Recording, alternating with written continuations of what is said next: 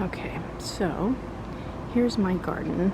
Maybe I'll stop for a second and just show you around a little bit. So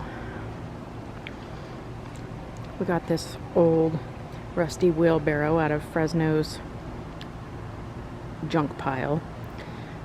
A little cactus garden, some agave. Here we took out this grass strip this spring, and over here where there's mulch with this orange tree, there's the neighbor's chainsaw. I don't know if you can hear it. Orange tree and peach tree. So that all, where that mulch is and where those smaller trees are, is where these two bigger beds were just early this spring. And after we took the strip of grass out, we moved those beds on either side of this arbor to the back here.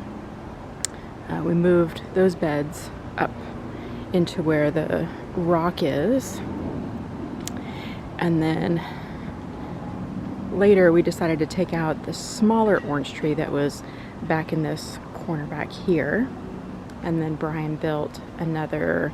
The plan was for phase 2 to build these 3 skinny beds here. They're like 18 inches wide by 6 feet long, and then the back one here is 2 feet wide by 10 feet long. But then we got out here and he was finished with those and decided that he could move over his raspberries and blackberries and build me another I think it's 3 foot wide by 5.5 feet long bed. So that's sort of the gist of what's happening here. And then back here we have 6 blueberries in those barrels, persimmon tree in the back corner there, apricot and a fig, and then we just cut down the grapefruit tree that was quite diseased. So what I wanted to show you is that today I transplanted these melon seedlings here. These are Tigger melons that are from Armenia. So they're supposed to do really well in hot, dry weather. Get really, really sweet. They're small, like the size of a large softball or something round about that size. Melons don't transplant well, just like cucumbers and zucchini, all those members of the cucurbit family. I will have to end up choosing the largest one and snipping off the others, because right next to it, right over here, is a honey nut squash. It's kind of like a miniature butternut squash. And so those two will both climb up this trellis and need quite a bit of space. But the reason I transplanted these Tigger melons is because of this. Let me show you back here. So this melon here is a Kajari melon, and it is from India. And then next to it down here is a Noir de Carmes, and this was similar to that Tigger melon. I had, I think, 3 seedlings here, and I had to make a decision because they were outgrowing the space about which ones I was going to snip off, and that was just heartbreaking, but it had to happen because they're just growing too big too fast and there's not enough space for everybody. Back here where this hole is, I don't know how much you can see that there's a hole there, that's where I had those seedlings. I had transplanted seedlings here before. None of them made it.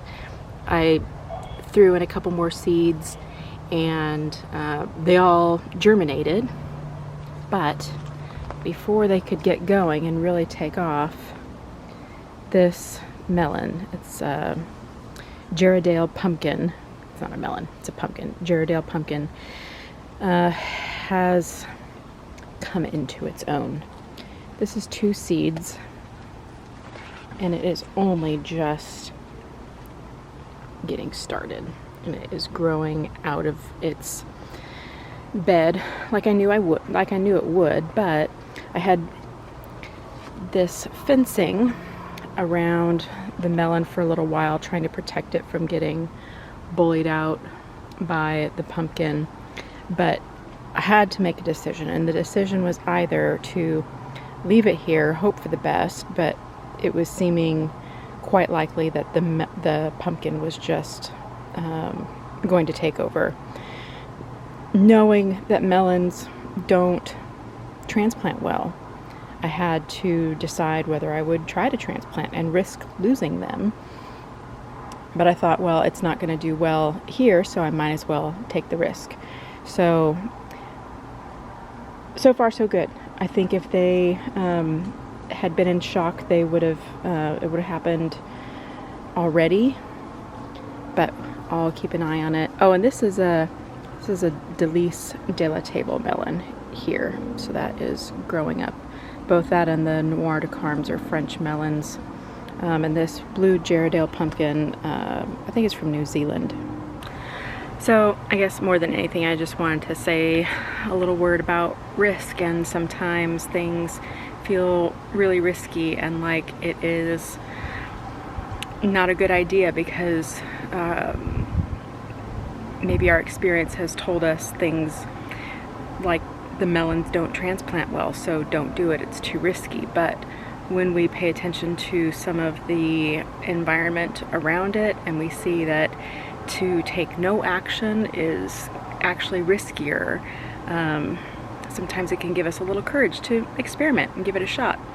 And in the end, I figured, well, if the melons have too much transplant shock and they don't make it, I can always pop in some more seeds, because it's over 100 days. It's a long time still till our first frost here in Fresno.